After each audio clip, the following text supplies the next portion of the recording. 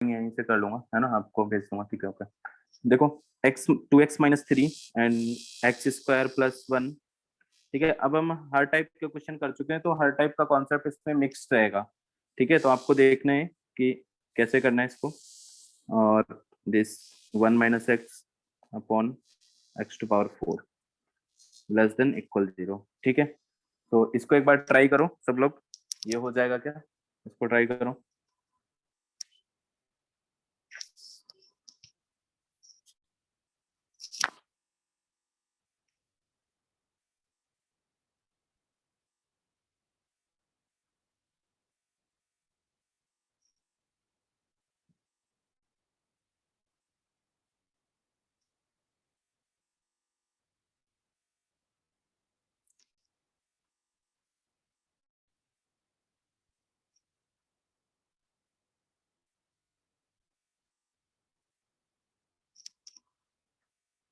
नीचे वाले x4 को कैसे लिखेंगे सर?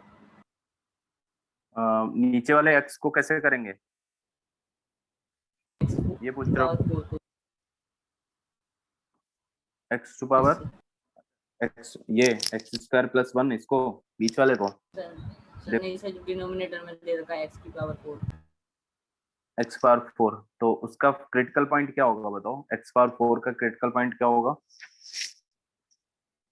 जीरो होगा क्या? जीरो होगा। ठीक है, तो उसको अपन लिखेंगे जीरो।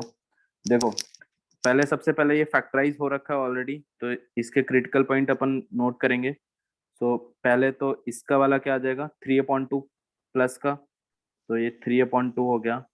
और यहाँ से क्या आएगा, यहाँ से वन आएगा। अब इसमें एक काम करेंगे कि एक काम कर लो, पहले ये जो हमारा एक्स का कॉफिशिएंट है ना, उसको पॉजिटिव बना लेते हैं। तो यहाँ से माइनस कॉमन लेके दूसरी साइड ले जाएंगे, तो two x minus three whole power twenty and x square plus one. अब ये देखो, एक्स स्क्वायर प्लस वन है, ये ऑलवेज पॉजिटिव है क्या? Yes sir. होगा। यस। तो इसको अपन उठा के दूसरी साइड भेज देंगे, मतलब ये पॉजिटिव फैक्टर है, इसमें कोई मतलब नहीं है। यहाँ पे हम सिर्फ वो फैक्टर देखते हैं जिससे साइन चेंज हो रहा हो। ठीक है, तो इसको हटा दो और ये इसको सीधा लिख लो, X minus one upon x to power four. और ये साइन, इसको हमने जब सीधा लिखा तो यहाँ से माइनस बाहर आया और ये माइनस दूसरी साइड जाएगा, तो साइन चेंज हो जाएगा। यहाँ तक समझ आ गया क्या? बताओ। यस। सर वो साइन चेंज वाला बता देंगे एक बार, क्योंकि वो हल्का सा बीच में अटक रही थी आवाज। साइन चेंज अपन जैसे मान लो हम यहाँ पे वन माइनस एक्स लिखा हुआ है और लेस देन जीरो है, और इसको एक्स माइनस वन लिखना चाहते हैं, तो हमारा साइन चेंज हो जाएगा, ऐसा हो जाएगा, क्योंकि ओके हमने क्या किया, यहाँ कॉमन लिया है। अब वैसे भी आप एक एक स्टेप करके देखो, यहाँ से क्या करो, वन को दूसरी साइड ले जाओ और एक्स को दूसरी साइड ले जाओ, देखो क्या हो जाएगा। यहाँ से मैं कर रहा हूँ कि वन को और एक्स को ये पूरा कंप्लीटली उधर ले जा रहा हूँ, तो वन उधर जाएगा तो माइनस का हो जाएगा।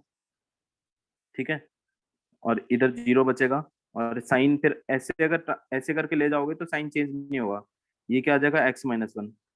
तो ये देखो वही बन गया। ठीक है, जब भी हम माइनस का बोथ साइड मल्टीप्लाई करते हैं तो इनइक्वालिटी चेंज हो जाती है, बस इतना ध्यान रखो। जैसे minus four is less than, minus four is less than minus five, minus three. ठीक है, ये सही है क्या? इनइक्वालिटी ये सही लिखी हुई है, बताओ। Yes sir.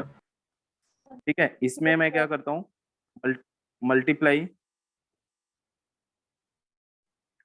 Multiply minus both side minus one, तो ये देखो क्या हो जाएगा, फोर आएगा और इधर थ्री आएगा, बोथ साइड हमने माइनस का मल्टीप्लाई कर दिया।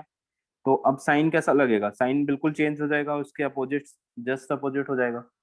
ठीक है, लेस देन की जगह ग्रेटर देन आ गया, इसीलिए जब भी माइनस इधर से उधर जाएगा, आप पूरे टर्म को मत ले जाओ, माइनस साइन को इधर से उधर ले जाओगे तो हमारा इनइक्वालिटी चेंज हो जाएगा, बस इतना ध्यान रखना है आपको।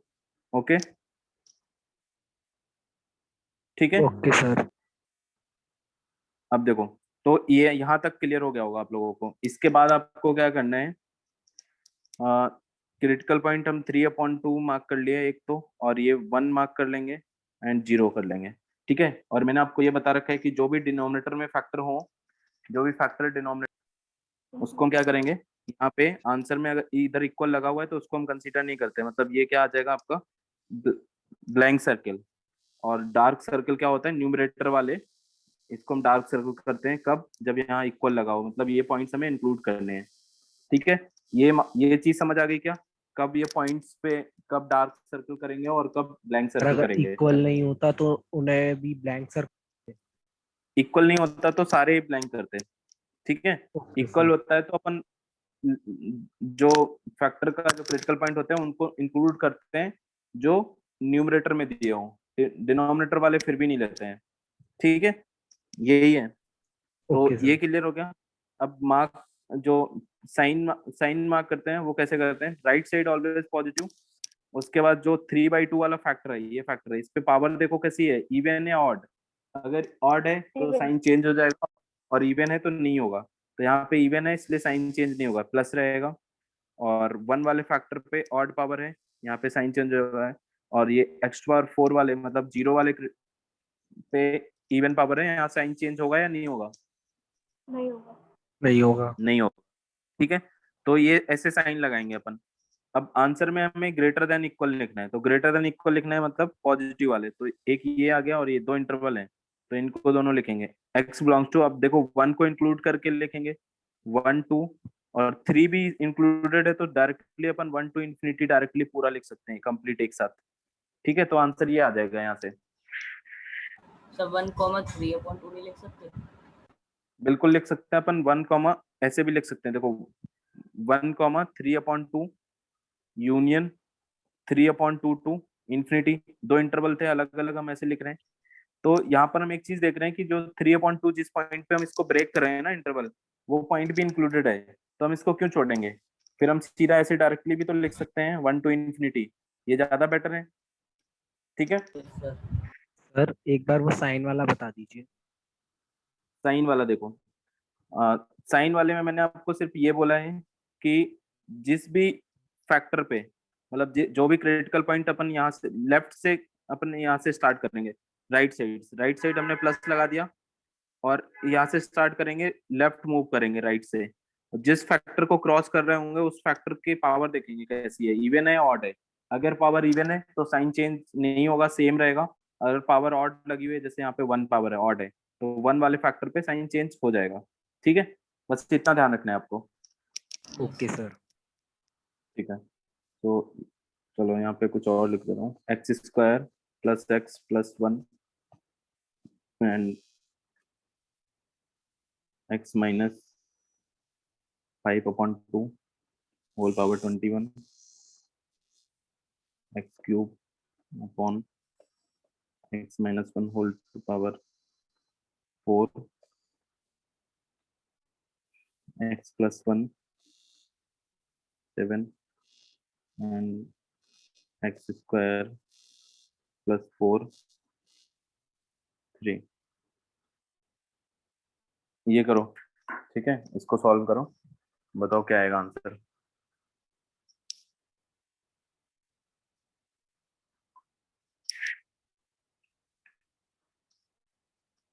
x² प्लस x प्लस 1, इसको सर डी मेथड से फिर इसके फैक्टर निकालिए। इसके फैक्टर निकालो, देखो ये फैक्टर ये कैसा है, अगर देखो जब भी डी नेगेटिव आ रहा होता है तो हमारे दिमाग में यही चीज आएगी कि क्या वो फैक्टर जो अभी लिखा हुआ है वो ऑलवेज पॉजिटिव है क्या।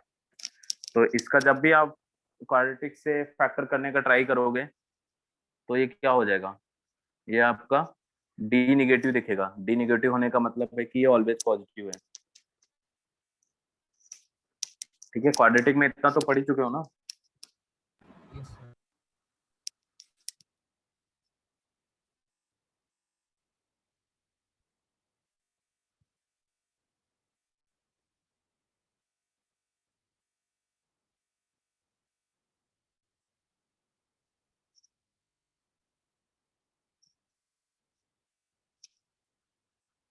Belongs to minus infinity to -2 union तो -1 to 0 union एक minute, -2 to -1 to 0 okay,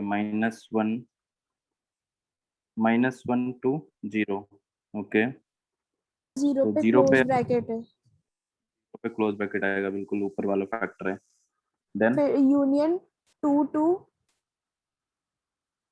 2 to 5/2 5/2, सही, इस पे क्लोज ठीक है, ओके, सेम आ रहा है। ऐसा आ रहा है। ओके, सबका यही आ रहा है क्या? Yes yes sir. देखो यहाँ पे ये वाला जो फैक्टर है तो ये तो ऑलवेज पॉजिटिव है, तो इससे हमें मतलब नहीं है, इसको हटा देंगे। बाकी ये ठीक है, लीनियर है, ये भी लीनियर है, ये भी लीनियर है। इसको हम लीनियर फैक्टर में कन्वर्ट करेंगे। एक्स स्क्वायर माइनस 4 है तो अपन यहाँ से ऐसे लिखेंगे x 5/2 whole power 21 x cube upon x minus 1 2 whole power 4 x plus 1 2 power 7 and x minus 2 and x plus 2 और इस पे पावर 3 लगी हुई है दोनों पे। ठीक है, ये समझ आ गया? बताओ अब क्या करना है, क्रिटिकल पॉइंट मार्क करेंगे। तो -2 -1 0 1 2 एंड 5/2 इस तरह से। तो जो न्यूमरेटर वाले फैक्टर हैं उन पे अपन क्या करेंगे, डार्क सर्कल कर देंगे क्योंकि इक्वल लगा हुआ है। तो ये हो गया डार्क सर्कल और इन सब पे ब्लैंक, मतलब ये हमें इंक्लूड नहीं करने हैं। ठीक है, अब साइन देखो, प्लस लगाएंगे यहाँ पे, नेक्स्ट माइनस हो जाएगा, नेक्स्ट प्लस हो जाएगा, अल्टरनेट साइन हो जाएगा क्योंकि ऑड पावर साइन में। यहाँ पर क्या होगा बताओ, नेक्स्ट ये प्लस होगा या माइनस होगा? प्लस। प्लस प्लस होगा क्योंकि माइनस जो 1 वाला फैक्टर है उस पे इवन पावर है तो साइन चेंज नहीं होगा। ठीक है, और अगेन माइनस, देन प्लस, और ये आ जाएगा आपका माइनस -2 वाला फैक्टर। ठीक है, ये समझ आ गया क्या? Yes sir. ये अब देखो जो आंसर अपन लिखेंगे नेगेटिव चाहिए आंसर में हमें, तो ये आ जाएगा -∞ to -2 union -1 to 0 close bracket, और नेक्स्ट 3 इंटरवल है देखो, एक दिस वन एंड दिस। ठीक है, और ये आ जाएगा आपके पास 2 to 5/2। ठीक है, तो सही था ऊपर वाला आंसर जिसने बताया था, है ना? तो अभी क्लियर है क्या ये चीजें? बताओ, अब शायद कोई कंफ्यूजन नहीं होना चाहिए इस पे, है ना? तो ऑलरेडी तुम इतने क्वेश्चन भी कर चुके हो, है ना? और बाकी ठीक है, तो बस अभी तो इनइक्वालिटी के इतने क्वेश्चन करते हैं अपन, लॉग स्टार्ट करते हैं, है ना? नेक्स्ट लॉग अपना बचा हुआ है। ओके, सर मॉड्यूलस फंक्शन भी रह गया है अभी। नहीं मॉडुलस फंक्शन हमें फंडामेंटल ए मतलब बी जो सेकंड पार्ट होगा उसमें पढ़ाएंगे आपको। ठीक है, मॉडुलस फंक्शन आपको FOM 1 में नहीं पढ़ाते हैं। तो एक बार फिर से बीच में कुछ चैप्टर्स पढ़ने के बाद आपको फंडामेंटल 2 पढ़ने को मिलेगा, उसमें मॉडुलस फंक्शन आएगा, इरेशनल इनइक्वालिटी आएगा, बाकी सारी चीजें जो बची हुई आएंगी। ठीक है, तो अभी जस्ट अपन लॉग Okay, sir. स्टार्ट करेंगे।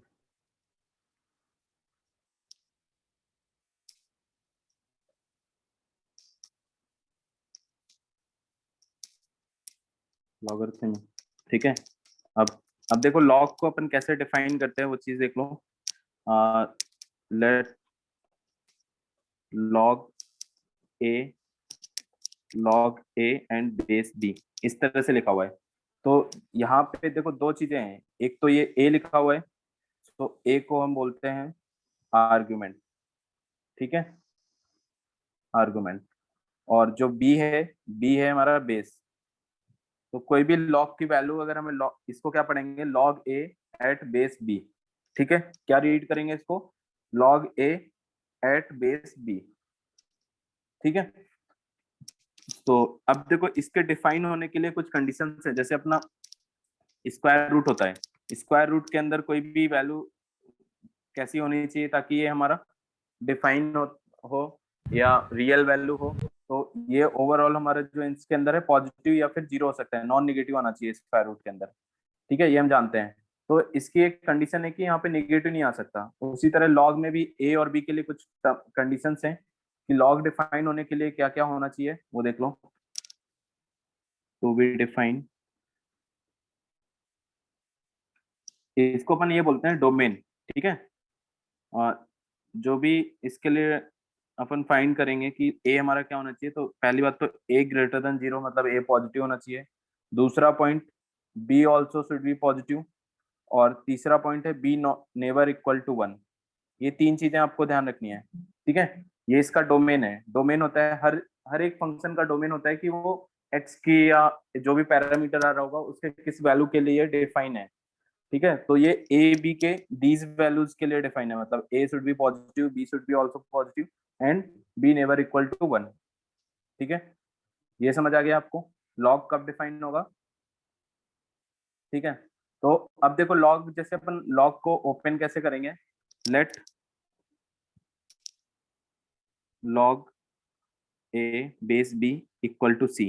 ठीक है, तो अगर हमें यहाँ से लॉग रिमूव करना है तो हम क्या इसको ऐसे लिख सकते हैं, A equal to B to power C.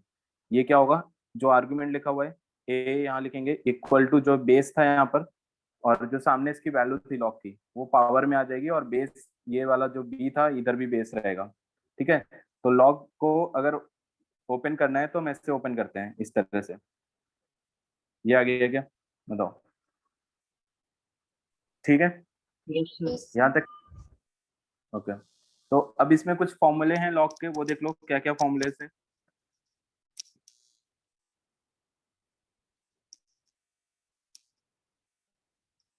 First number आपका, if log A plus log ए1 प्लस लॉग ए2। ठीक है, अब कई बार क्या होगा, आपको जैसे यहाँ पे बेस नहीं लिखा हुआ है, ये बेस सेम होगा, मतलब दोनों जगह सेम होगा। अगर इन दोनों का बेस सेम है और लॉग में दो वैल्यू लिखी हुई है, लॉग ए1 प्लस लॉग ए2। ठीक है, तो इनको अपन ऐसे लिख सकते हैं, लॉग बेस बी ए1 इंटू ए2, ये मल्टीप्लाई में आ जाते हैं। ठीक है, पहला रूल ये हो गया। ठीक है, कोई भी दो लॉग की वैल्यू सेम प्लस में लिखी हुई है और उसमें ये चीज है कि बेस सेम है, तो वो प्रोडक्ट में हो जाएंगे नंबर जो आपके A1 A2। ठीक है, दूसरा पॉइंट है log base b A1 minus log base b A2। अगर ऐसा लिखा हुआ है तो ये आपका माइनस में है तो ये डिवाइड में आ जाएगा, मतलब A1 this will be A1 upon A2, और बेस आपका वही रहेगा B। ठीक है, next point 3 is log base B a to power m. ठीक है, ऐसा लिखा हुआ है, जो भी आर्गुमेंट के पावर में कुछ m लिखा हुआ है वो m को हम आगे लिख सकते हैं इसके प्रोडक्ट में। देखो m टाइम, ये बन जाएगा m time log a at base b। ठीक है, तीसरा रूल ये हो गया। अब ये कैसे आया, इसको देख लो ये कैसे आया। अपन ने पहला रूल पढ़ लिया, ये पहले वाले रूल के का एप्लीकेशन है। देखो यहाँ पे अगर हम यहाँ पे ऐसे लिखते हैं log A log B a, अब ए एम टाइम है ना। ठीक है, तो कोई ऐसा एग्जांपल ले लो, लेट यहाँ पे आपका लिखा हुआ है लॉग बी ए पावर 4, तो इसको अपन ऐसा लिख सकते हैं 4 टाइम लॉग बी ए। अब ये कैसे आएगा वो देख लो, लॉग बेस बी ए, अब ये 4 टाइम पावर 4 पावर है, इसका मतलब 4 टाइम मल्टीप्लाई ए इंटू ए ऐसे लिख सकते हैं क्या इसको, बताओ। ठीक है, तो तो जो पहला रूल पढ़ा कि दो चीजें प्लस में लिखी हुई लॉग में तो उसको मल्टीप्लाई में आ जाते हैं उनके आर्गुमेंट, और इसका रिवर्स भी हो सकता है, मतलब यहाँ से इधर भी जा सकते हैं हम। ठीक है, तो यहाँ पे क्या हो रहा है देखो, मल्टीप्लाई में लिखे तो इनको सबको अलग अलग लिख देंगे, सबको अलग अलग लिख देंगे, तो ये क्या हो जाएगा log B A plus log B A plus log B इधर A and log base B A, इस तरह से चारों को अलग अलग लिख दिया। जैसे ये हमने 2 के लिए बताया ना, तो ये 2 के लिए ही लिमिटेड नहीं है, 3 4 5 कितने भी टर्म्स हो सबको प्रोडक्ट में लिख सकते हैं ऐसे। ठीक है, तो इसी तरह यहाँ पे 4 मल्टीप्लाई में थे, इनको हमने प्लस में लिख दिया वापस से इनको ब्रेक करके, तो ये देखो क्या हो गया 4 time log base B a, that is. ठीक है, ये समझ आ गया क्या, जो यहाँ पे मल्टीप्लाई जो पावर में होता है वो आगे प्रोडक्ट में कैसे आ जाता है, ये क्लियर है ये रूल। ठीक है, इसी तरह इसका सिमिलर बिल्कुल fourth one is log, okay fourth आपका है लॉग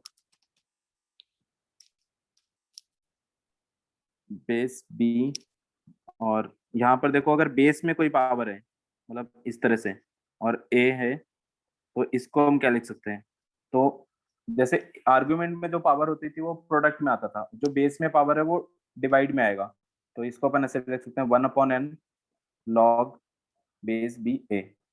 ठीक है, ऐसे आएगा। अब अब अगर ये दोनों एक चीज दोनों चीजें साथ में आ जाए, मतलब इस तरह से लॉग, ये आपका log base b to power n a to power m, तो ये क्या हो जाएगा m upon n log base b and a। ठीक है, यहाँ तक क्लियर है सबको? ये सारे लॉग के जो रूल्स हैं वो याद कर लेना, है ना, सबको लर्न होने चाहिए, तभी आप क्वेश्चंस कर पाओगे।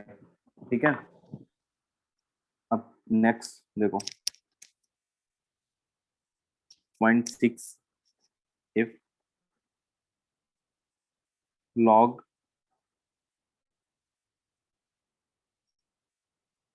ये लिखा हुआ है आपके पास। अब देखो बेस, कभी भी बेस और ये आर्गुमेंट दोनों सेम हो जाए तो इसकी वैल्यू 1 होती है। ठीक है, ये ध्यान रखना है, इसकी वैल्यू क्या होती है, 1 होती है हमेशा।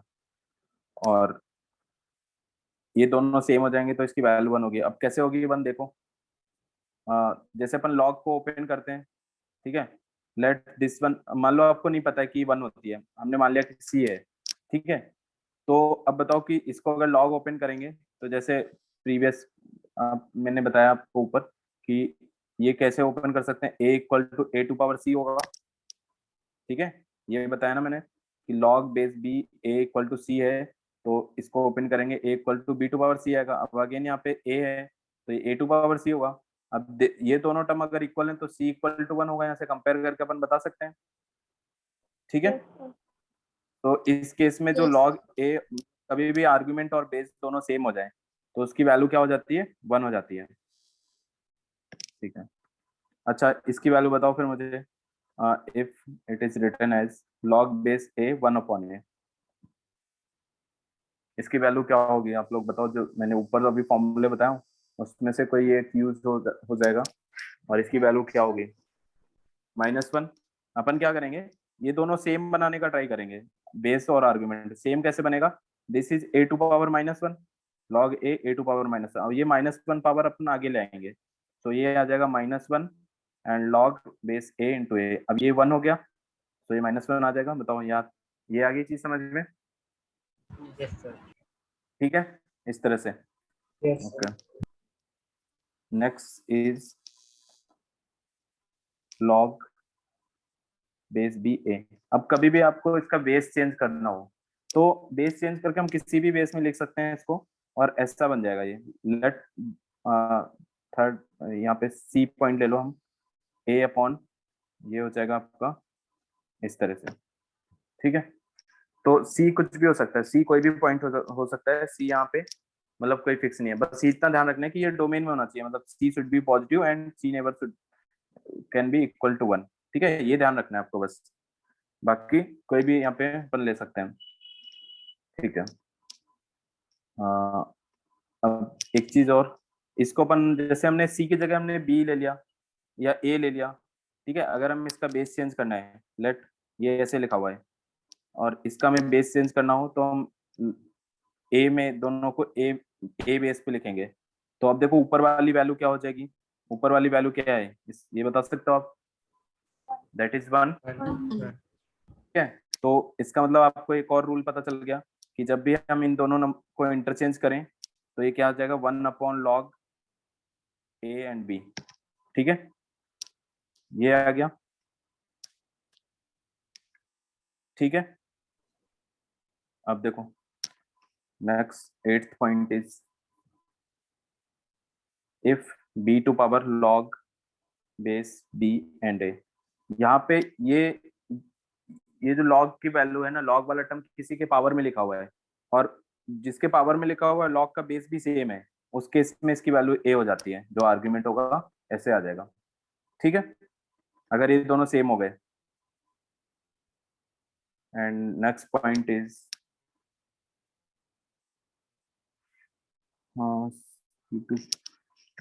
सी to power log base B a. इसको अपन इंटरचेंज भी कर सकते हैं, ये ऐसा भी हो सकता है लॉग बी एंड सी। ठीक है, ए और सी इंटरचेंज हो सकता है, ऐसे करके लिख सकते हैं अपन। और last point is log base b and 1। लॉग 1 की वैल्यू क्या होती है, ऑलवेज 0 होती है। ठीक है, ये ध्यान रखना, कुछ भी बेस हो इसकी वैल्यू हमेशा 0 होगी। ठीक है, यहाँ तक क्लियर है सबको? एक बार नोट कर लो ये